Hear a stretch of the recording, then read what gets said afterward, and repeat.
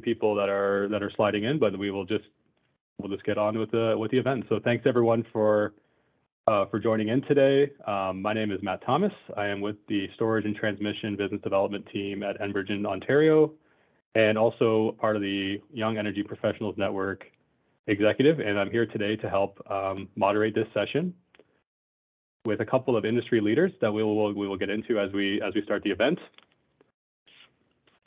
So a little bit about the Young Energy Professionals Network. Really, the Young Energy Professionals Network is a diverse and exceptional, passionate individuals from across the country, serving a broad range of industries and representing Canada's various energy sectors at the private, public, and government levels.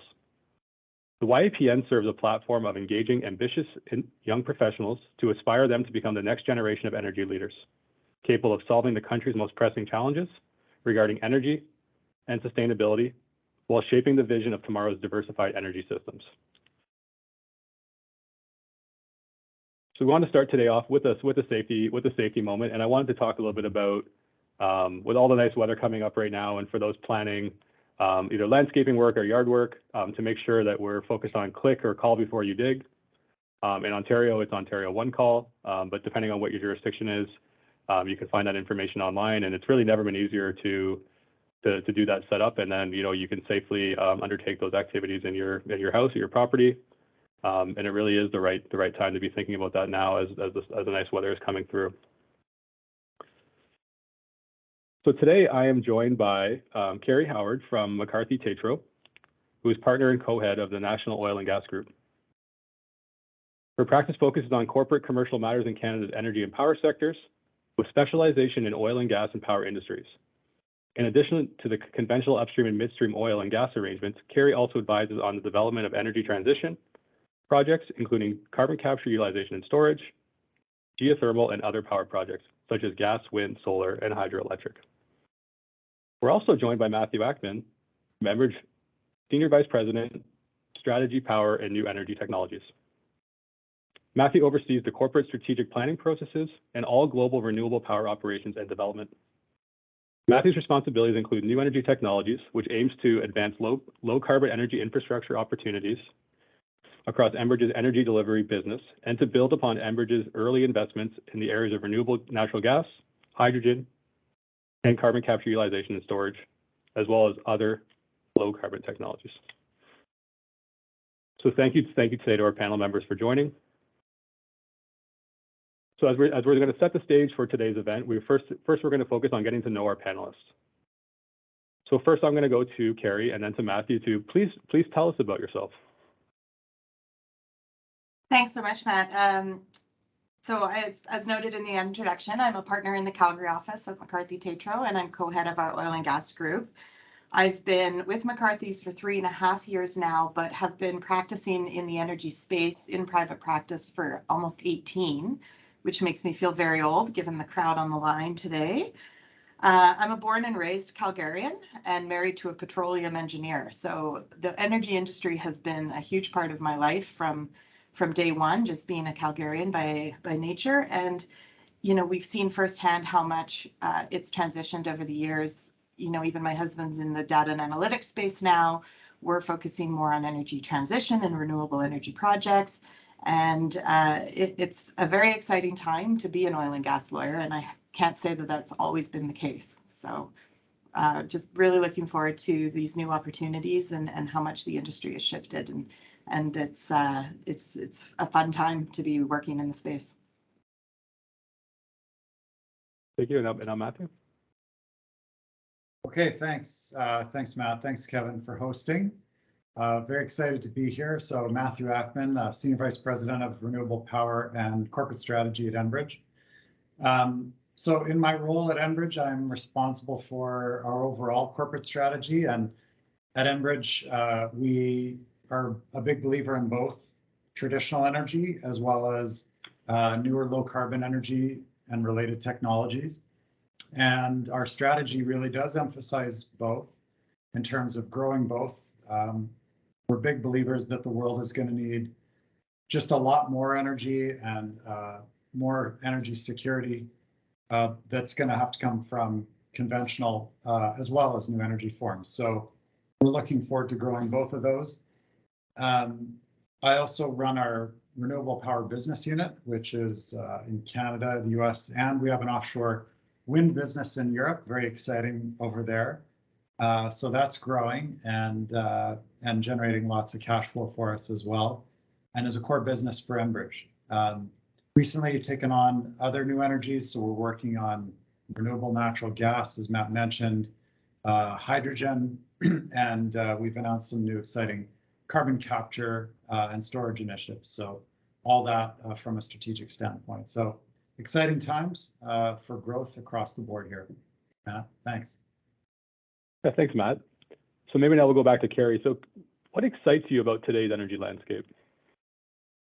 Well, I think as we've covered, it's just the transition in the energy in the industry. There's such, I'd say we're lucky. We've got broad consensus. I think that change is needed, and we've got, leading players in our industry like Enbridge that are moving the dial on energy and looking at the broader picture and climate, greening the transition of the space. And it, from a lawyer's perspective, it's a lot of, and I'll probably touch on this later, but regulatory uncertainty, just a really new space. And so it's exciting for us to work with our regulators and work with our clients to come up with solutions and find path forward so that we can get these projects built. Thanks, Carrie. And Matthew, what excites you about today's energy landscape? Well, I think it's, I think we're going into a period of significant growth. And, we've been through this period with really since 2014, when the oil price turned down, where we came from a period of, I'd call it supernormal growth to more moderating. And going forward, we're going into a period where we need more crude oil, we need more natural gas, but we also have to transition and move to new lower carbon energy. And one of the really exciting things about that growth too is that we can use our existing platform that we have in place and our skills, our capabilities that we have in our organizations, all these legacy energy companies, to apply that to new energy. I'll send you some minutes. Right, and we have a thing with a little bit of noise in there. That wasn't me, by the way, although different voices, but that was not mine. So just to finish that thought, what's really exciting for all of us at Enbridge is how we're using our existing platform for new energies, and that's utilizing our existing assets to move new energy forms, extending and expanding them, and of course our skills and expertise and levering our great people to all these new areas. So very exciting time for the energy business. Yeah, absolutely. I think we've definitely seen with all the population growth, there's lots of opportunities out there, which brings us into the next part. What are the opportunities and challenges in the carbon market? So I'm going to go back to Carrie for this one first. What does net zero in Canada mean? How does the global picture fit? Well, that's a good question. I mean, I think net zero in Canada was first driven by societal desires and investment needs. And then, of course, we've got government stated goals on emissions and reaching our net zero targets. I think where we're maybe lacking at the moment is some of the regulatory framework and the incentives and the capital to get us there. But as Matthew alluded to, we've got skilled labor force, we have existing infrastructure, we have knowledge and expertise in many of these areas that piggyback off our conventional energy practices. And I think Canada is well positioned globally to take advantage of this opportunity, and it's a huge opportunity. And I think it's, I'm obviously from Alberta, and we have obviously a ton of energy resource and infrastructure existing in the province. And so how do we best utilize that, capitalize off the years and years of history and experience, and move forward with the energy transition market? Awesome. And Matthew, can you maybe jump in and talk about net zero for Canada and maybe what it means globally? Yeah, I mean, I think we don't know exactly yet. And, 2050 will be upon us faster than we think, but there is time, thankfully, because it's a little bit of a question mark in terms of technology. But what we think right now is that one of the things it'll mean is a lot more carbon capture and storage, because it's very hard to foresee a world, especially over the next couple decades, that is pure zero carbon energy in the first place. You can't roll it out fast enough. It takes longer to roll out scale renewables and hydrogen than people think. And also there's a reliability factor that's critical. I mean, people are going to need energy when they need it, where they need it. And we still haven't quite cracked that nut in scale on low carbon. So from that standpoint, then we are going to need to continue to use fossil fuels in some significant degree in the coming decades. And the only way to get to net zero on those that I know of really is a carbon capture and storage type solution. So I think that's going to be a huge part of it. But also, yeah, I think we're going to need a lot more just zero carbon energy forms, and renewable is going to be the leading factor there. So renewable growth is going to continue to probably accelerate, if anything, in terms of the scale of renewable.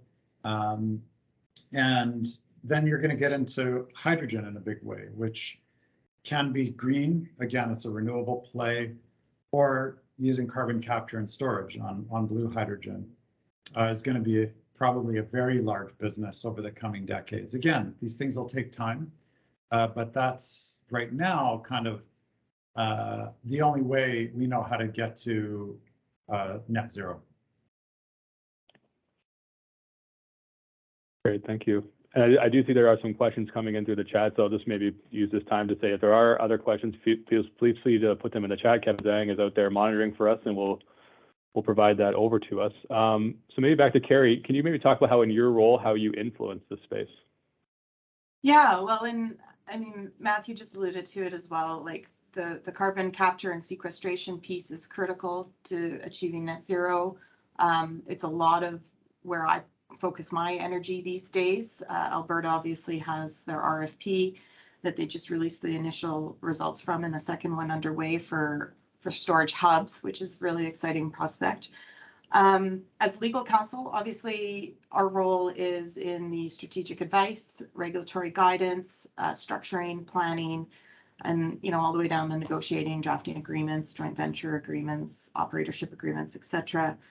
I think the biggest piece for us right now is the strategic advice, given the newness of this landscape and the transitioning of regulatory requirements, and in most cases lack thereof in terms of certainty around the regulatory space. We also work with a group of strategic advisors at our firm who help facilitate our firm and our lawyers with discussing policy matters to help us within that regulatory landscape and where we think it's going, how are we best suited to advise our clients in terms of what the future path looks like. So they've been instrumental in helping us along the way as we transition in this space. Thanks, Carrie. And Matthew, can you maybe tell us how you influence the space? Well, I think it's about getting stuff done and leading by example, honestly. For us, at Enbridge, we are a leader in new energy and in low carbon energy among energy companies, both traditional and low carbon. So, we've been in the renewable business for a couple decades, and we continue to lead on new energies. We're investing in renewable natural gas. We have leading pilot projects in hydrogen, and we've announced some important partnerships around carbon capture and storage. We also lead by setting stringent emission targets. So, we have emission intensity targets that are industry leading. We're making good progress on those as well. So we're walking the talk in terms of building self-power through renewable on our pipelines, for example, modernizing our systems to reduce emissions. So, when you talk about leading, you can go out there and talk and speak to principles and your ideas, but ultimately what we think at Enbridge and what I think is we lead by example in what we do, how we invest capital, where we invest it, and moving our business along in the transition at a appropriate pace. So that's really what it's about, Matt. It's certainly more exciting than reviewing regulations. That's important too. Funny you mentioned regulatory uncertainty. We did have a question from the audience, Carrie, which maybe I'll give you a chance to comment on and then go to Matthew. What do you think of Bill C-15 and how will it show up in emerging low carbon markets? Oh, that's a good question. I think there's still a lot to unpack, and there's going to be layers and layers of overlap, regulatory, jurisdictional issues, and I think it's going to take some time to sort it all out. And that's it. That's an excellent question. It's there's still a lot of work to do in my view. I think that's fair. Matthew, anything to add, or? I don't think so. I think Carrie's probably more in the loop on that one than I am. I was thinking the same. So maybe now just we talk about, where do we think we are right now? So maybe Carrie, where do you think we are today? I think we're at the initial stages. I think, things will continue to morph and transition as time passes. We've got, as we talked about, an uncertain regulatory landscape. We've got stakeholder engagement we have to address. It's exciting. There's going to be capital requirements that are going to be needed, government incentives to get all of this over, to actually get shovels in the ground on a lot of these projects that we're talking about. Indigenous participation, obviously, as we just alluded to, but I think it's going to be, decades in the making. As you said, Matthew, 2050 is still a long ways off, but is going to come sooner than we think. But we're seeing steps in the right direction. I think we need to see cooperation amongst jurisdictions, cooperation amongst political parties and the various levels of government to make sure we can tackle this kind of in a uniform way, which we haven't always done in the past, obviously. Great, Matthew. And Matthew, where do you think we are? Sorry, Matt, can you just clarify the question? Where are we in terms of? Where are we in terms of the net zero in Canada, and where are we in today's world, and where are we in terms of where we're trying to go? I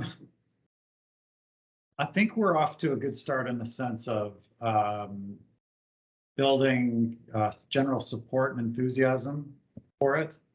I think we have some very strong leading energy companies, both legacy, traditional energy and new energy. I think we have great people in this country that are very innovative and believe in, both maximizing the value of our existing energy resources and moving forward. I see that all the time, especially with young people.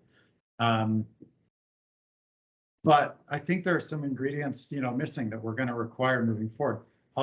From my standpoint, the key one is we need a commercial signal that's stronger. Without a commercial signal on carbon and the value of carbon, it's hard to generate investment appetite of scale. So that's really got to come into play. And there's many ways that can happen, of course, but the bottom line I'm talking about is if you invest capital dollars, you have to know that there's a clear revenue model associated with that. And right now we don't really have that. And so until we have that, it's going to be challenging to move forward at the pace we need to move. So I think that's the big next step, frankly. I couldn't agree more. So this kind of following up on that. So, where do we want to go? So maybe Matthew, I'll come back to you first. And where do we want to go? You sort of just touched on it, but. It's, there's a number of alternatives, but we need to incentivize somehow, and the government's going to have to step in here in a probably a more proactive way. I think that they're off to a good start with some of the incentives, for example, the investment tax credit for carbon capture and storage. I mean, so I think there's a good start there, and there's a policy willingness, and but ultimately, that market for carbon, the value of it that is going to drive, investing in capture and then the pipelining and transportation and storage is going to have to come to fruition. I think the government is probably going to have to show some leadership around that in order to get it really going.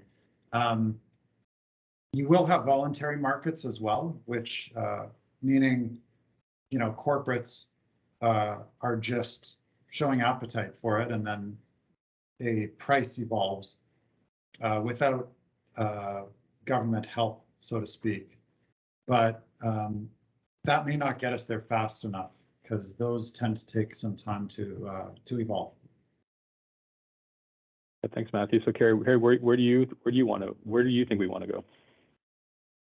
Well, I agree with Matthew. I mean, a commercial signal to get, a little bit more movement in a more timely fashion in the space is necessary. These are large projects, a lot of capital spend, major infrastructure, and I think long-term revenue model, long-term regulatory certainty are the things that are challenging in this space. We look at it as, Matthew talked about all the ways Enbridge is leading both internally and with its asset base and externally. And we look at it too, how do you retain and attract employees and skilled labor force? How do you look at your footprint as we transition back to the office post-COVID and, or be it part-time, full-time work? How do you manage stakeholder engagement and working with Indigenous groups? Where is the investment going to be coming from? How are you going to give certainty around financing constraints? There's lots of pieces of the puzzle that still need to be fit together. I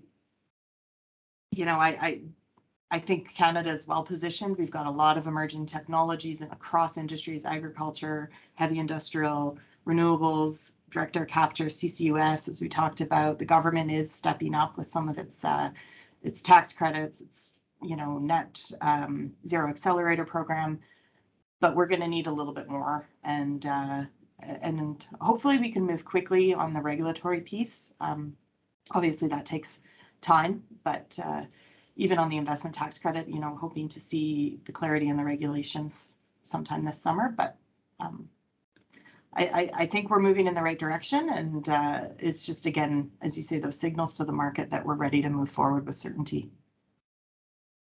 Yeah, thanks, Carrie. And maybe just to build off that, we got a question from the audience from a traditional oil and gas, person in that industry, asking what's the best way to communicate and educate our external stakeholders on what we're looking to do as an industry, and how do we get those messages out there? Ooh, Matthew, I'd love your thoughts on that one. Maybe you could just repeat the question, Matt. Yeah, no problem. This question came from someone who works in the oil and gas industry today. What is the best way to communicate and educate our external stakeholders on what we are working on and how we're transitioning as an industry to incorporate renewables? I think involving them directly in the projects is really helpful. There's a lot of stakeholders in this. I mean, really, we all are. One of the things we're very focused on always is, when you look at a lot of the projects required land, and getting landowners involved is something we've always done around our pipeline networks, and something that, frankly, there's an even bigger opportunity as the footprint of this stuff is bigger and bigger. We do that on the renewable side. Working with Indigenous people is critical. It's a huge opportunity for everybody. And so, we have Indigenous involvement in the carbon capture initiative that we're working on in Alberta. We have more and more of that on the renewable power side, and in other areas too. It'll be important, and it's just an opportunity for everyone to participate, to get excited about it, to benefit from it economically in terms of jobs, in terms of revenue. And so I think my main answer is, and there's obviously other things like talking to people about what we're doing, getting their feedback on how we're going about energy transition, what they'd like to see from us as a leader, and we do that all the time, and take feedback from key stakeholders and the general public on that. So that'll be important as well. But I think from my standpoint, the most exciting, really tangible thing I see right now is involving our stakeholders directly in some of the investments and projects that we're pursuing. Definitely. Thank you, Matthew. So I do see we have a hand raised up here, Kevin. I'm not sure if we have the technology to welcome Jeff in to ask this question. Hi there, Jeff Hill from Ontario Ministry of Energy, but a Calgary guy. I noticed that Suncor releases scenario planning on an annual or maybe biannual basis, like strategic foresight. I'm curious about the role of kind of scenario planning or futures thinking in engaging stakeholders and doing analysis on strategy as well. Matthew or Kerry, who wants to take the first shot at that one? I'll take a quick one at it. I mean, for us, scenario planning is absolutely critical to all strategic planning, and especially nowadays, because there's a whole bunch of ways this could play out. And no one knows exactly how it'll play out, both in terms of the pace of transition, and now also layer on top of that, just the whole energy security issue, and how those two things intertwine. So, what will, in scenarios, there's a whole bunch of things that could come out of that. There are concerns about, like I said, energy security, about affordability, about greenhouse gas emissions, and so forth. So yes, we are very focused on trying to look at a whole bunch of scenarios and making sure that under any scenario that our business plans and strategy is resilient. And, I think that's partly what's behind our strategy of kind of parallel path on growing our conventional business and using it as a platform for new low carbon energy. Because under any scenario, we think that that's a sustainable business model in the long term. So yeah, especially these days, that's a very important question and something that we spend a lot of time on in strategy is this scenario analysis.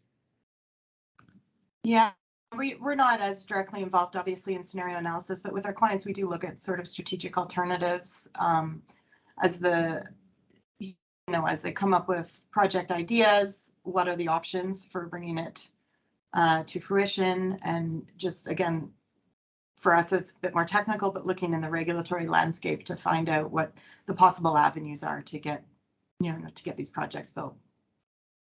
Yeah, definitely. Thanks for the question, Jeff. I think the important thing is with scenario planning is not about what will happen or what should happen, but really what could happen. Making sure that we're adequately preparing for all those possible scenarios. Okay, so now we'll kind of get back to talking about the opportunity and what it'll take to be successful. So maybe touch on, maybe go to Kerry first. What are the opportunities and challenges in the carbon market? Well, I think the opportunities are endless. I think the challenges are probably almost endless as well.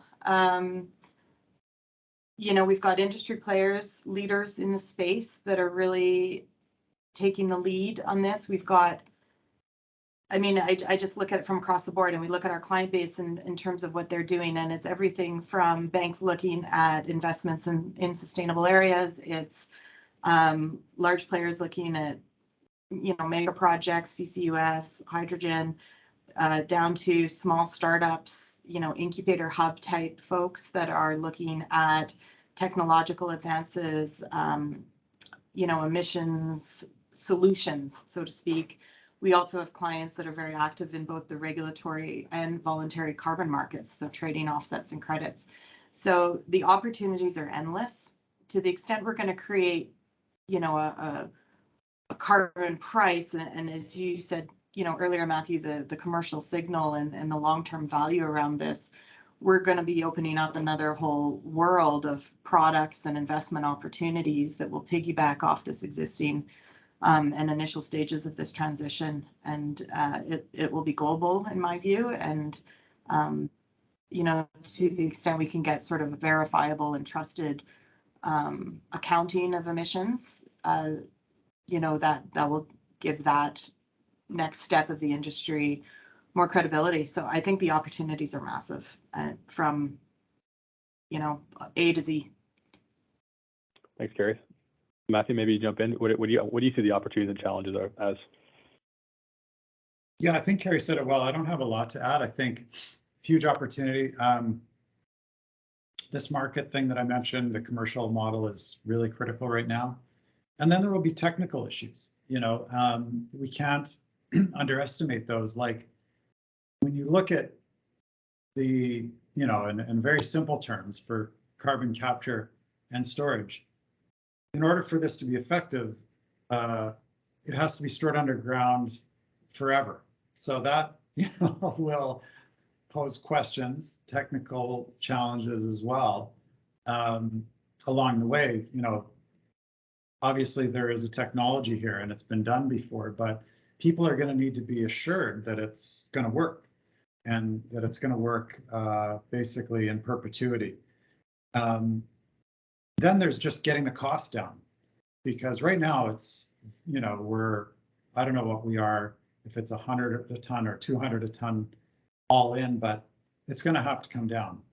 And so there's the technology challenge of just improving, you know, probably especially on the capture side.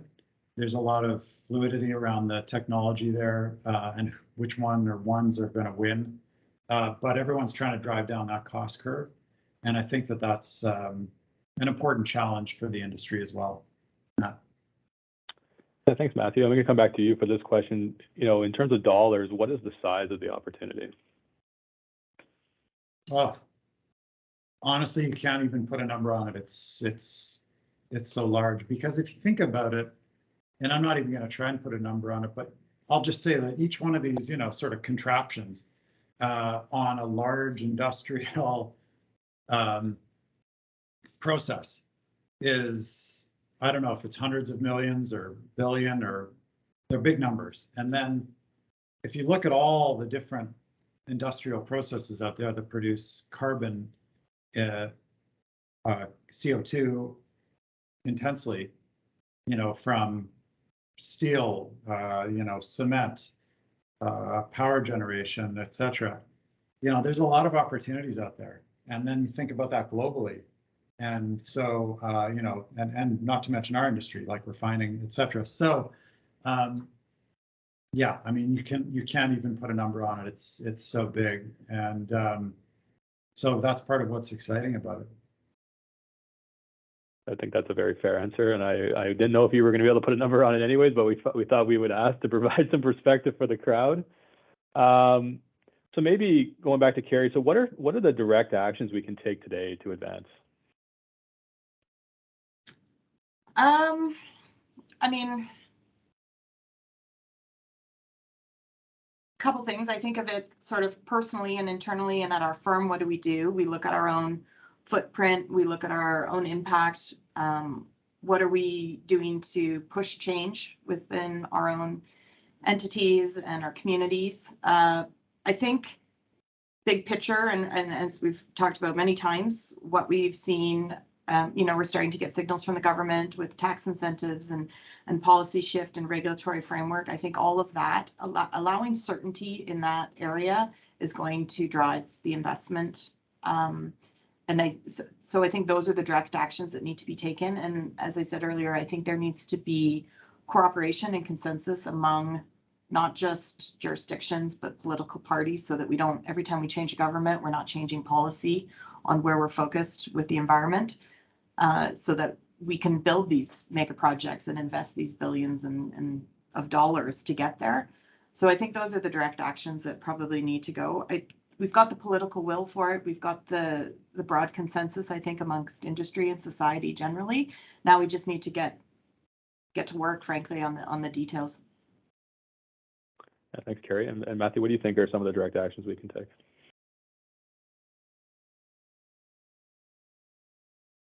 Oh, I think you're on mute, Matthew. I think Carrie said it well. I didn't have a lot to add on that. That's why I stayed on mute. Well, that's good. Now, I guess I'll go to one of the questions we received from the audience on registration. So we see the US is using the carrot model and Canada is using the stick. Which do you think will end up being more effective by 2030? And will the US ever get around to implementing a carbon price nationwide? Is that for me? Yeah, sure. Carrie's nodding her head, so I'm going to say yes. Yeah, thanks, Carrie. I think probably the carrot model. The problem with the stick is, number one, I mean, this is society's problem as a whole, and it's probably not appropriate. I mean, of course, there will be regulations and so on, but to use a stick, it's probably there's an equity issue there that it is society's problem as a whole. I think it's industry, but it's also the consumer and the consumer end behavior here. So, you know, to use a stick all the time is probably not equitable. I think there's another practical reality with that where you can't take our existing industries and just punish them, because they're going to be critical to actually helping us move to that new energy in a way that's sustainable and in a way that is responsible, because, you know, along the way, we're also going to need, you know, conventional energy. And so if you have too much stick, then you're just going to hurt the companies that are actually going to help society move forward and through to the next phase here. So I think, yeah, I mean, there's always going to be some regulation and cost around the edges on this, but in the main, you know, I think it's probably going to have to be more carrots. And if you offer those, then I think there will be a huge amount. We're already seeing a huge amount of interest in investing here. So that would be my view, but you'd have to have a little bit of a crystal ball to know for sure. Yeah. I think that's definitely fair. So, you know, kind of maybe building off that, going to Carrie here, like, how are we going to regulate the future technologies? Well, that would be a good crystal ball to have as well. You know, I think environmental regulations are maybe going to drive the change, but it has to be an initiative basically across the board. I think that I thought this was such a good question. I wrote some answers down. So what, you know, as I said, alluded to environmental regulation. So what are the emissions targets? What are the reductions? What does that all look like? What is our footprint? We need to deal with land rights. I mean, Matthew talked about that with stakeholder engagement. We have to look at our existing infrastructure versus new infrastructure. From a legal perspective, you know, there's a balancing of risk and liability depending on the infrastructure you're using. What are the resources needed to fuel these projects? Water, power, natural gas. Where are they going to be located? You know, we have the benefit of being pretty low density population in Canada outside our major city centers that other jurisdictions around the world maybe don't benefit from. So can we leverage that for these large projects? But are we avoiding environmentally sensitive areas? Are we targeting, you know, the RFP for CCUS in Alberta targeted the industrial heartland? You know, are we going to see that sort of step in other jurisdictions? There's always the question about who regulates things, federal versus provincial, that comes into play. As Matthew will be intimately aware, you know, federal's broad scope with interprovincial pipelines, things like that, you know, in that it drives environmental impact assessments, stakeholder engagement again. So there's a huge opportunity there, but, you know, I think as I said, again, we're going to need consensus across jurisdictions. I think with the regulatory landscape, provinces love, you know, to regulate their own resources and their own industries and development, but emissions are a global challenge. Thanks, Carrie. Matt, do you have anything to add to how we're going to regulate these future technologies? No, I don't. Okay, then we'll go to the tough question from the audience. We had someone ask if we could look into our crystal ball. There's been a lot of talk about crystal balls in this conversation today. If we were to pick this conversation up in a year, what are the likely surprises we might see, and what will we be talking about in a year? Hopefully we'll be doing this in person. Okay. And I think we're going to be having a lot of the same conversations. I think, maybe with a few more details around either the regulatory landscape or some of the incentives. There's not a day that goes by where there isn't something in my inbox about carbon capture and storage, particularly in Alberta. Lots of public announcements, lots of projects in the queue. So maybe some of those will have moved a little further along, but a year is not a long time. So I don't know, Matthew, I'd be curious on your views on that, but it takes time for change. So, 10 years out might be a different conversation, but a year might be much the same. Yeah, I agree. I mean, these things don't happen as fast as people would like them to, fortunately or unfortunately. And, there's lots of work to do to progress that. I think a year from now, though, just given the trend we're seeing, I wouldn't be surprised if we're talking about an increasing prominence of natural gas in the energy mix, honestly. That seems to be where things are heading. I think low carbon or zero carbon energy like renewables and hydrogen and renewable natural gas, carbon capture, all that stuff, geothermal, is going to continue to grow. And I don't think there's this isn't a fad. This is real, and it's going to continue. But I think where we're starting to see the pendulum swing a little bit is, okay, it takes a lot longer than we thought for that. You can't sort of snap your fingers and make that happen overnight. And yet we do have to make progress on carbon emission or greenhouse gas emission reduction globally, because it is a global issue. And we have this energy security and supply thing happening and price thing. So to me, a lot of that points to the role of natural gas, honestly, because relative to some, other fuels, whether it be crude oil and coal, natural gas is a big benefit to greenhouse gas emission reduction. So I know that's a little bit of not maybe the answer you were looking for, but I take the low carbon stuff and zero carbon stuff. That's a given. That's going to continue. I think where we could see surprise in the short term is on the role of natural gas. Yeah, that's a great answer. We've got a few questions coming in here around the practicality, and with the world's energy needs increasing every year and population looking to go to 10 billion on the planet, does current research support reaching net zero by 2050, or will the financial burdens be too difficult to overcome? Yeah, I mean, I'll chime in quickly from a legal perspective. I don't know the science and the numbers. I think it's a big challenge. 2050 is not as far away as we think. We do have a lot of work to do. The investment consideration, the funding consideration is a big one. I think we are taking steps in the right direction, and I can't foresee if we will meet our 2050 goals or not, but we've set goals in the past. Those goals get revisited, and I think there will be a lot of that as we move towards 2050. Thanks, Gary. Matthew? So Matt, are you basically asking me if I'm optimistic or not? I think that really is the heart of the question, isn't it?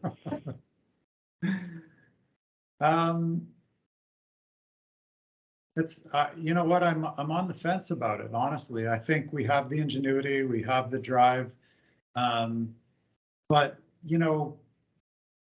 we haven't seen people at the consumer level change their behavior that fast historically. I think at the industry level, we're there. It's amazing how quick the shift has become, where I think all the traditional energy companies are ready to roll. And us upstream, you name it, utilities are ready to go.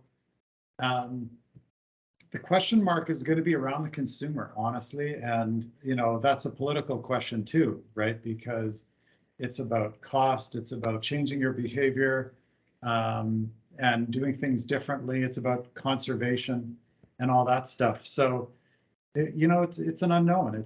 I think it's a little bit of a question mark, but I can tell you on the industry side at Enbridge, and I know our customers, whether they be upstream or downstream, and our stakeholders, our key stakeholders we're ready to go.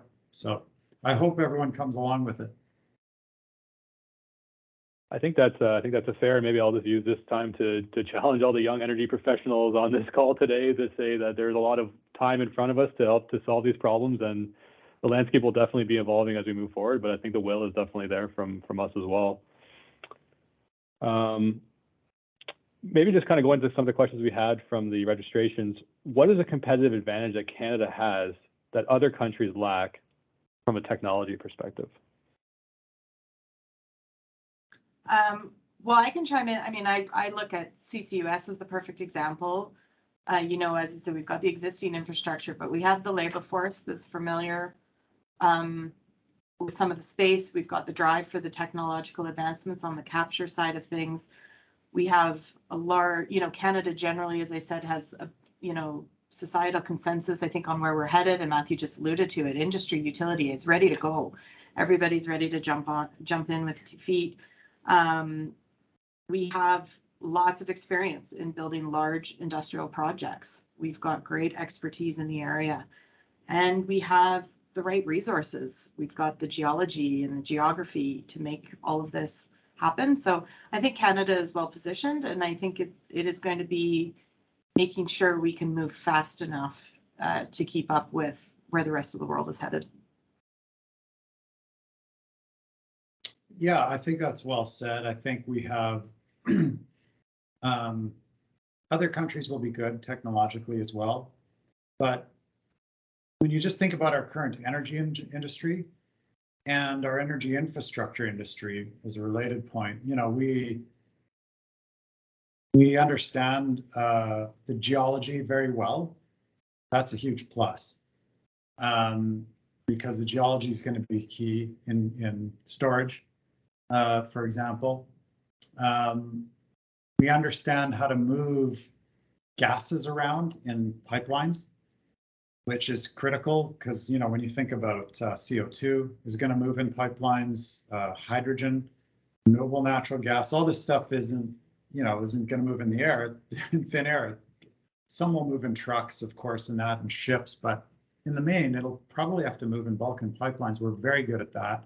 And we're leading at understanding the technology around that. And so I think just generally having a very robust energy and energy infrastructure industry is a good starting point for us in Canada. Very well said. So I'll put a plug in here saying, you know, as we're getting near the end of our panel today, if there's any final questions, maybe to have a chance to pop them in the chat. With that, I will go to a question here now that we've touched on this a little bit, but how do we bridge the gap between federal net zero targets and provincial realities, both public and private? Is regulatory harmonization a #1 priority?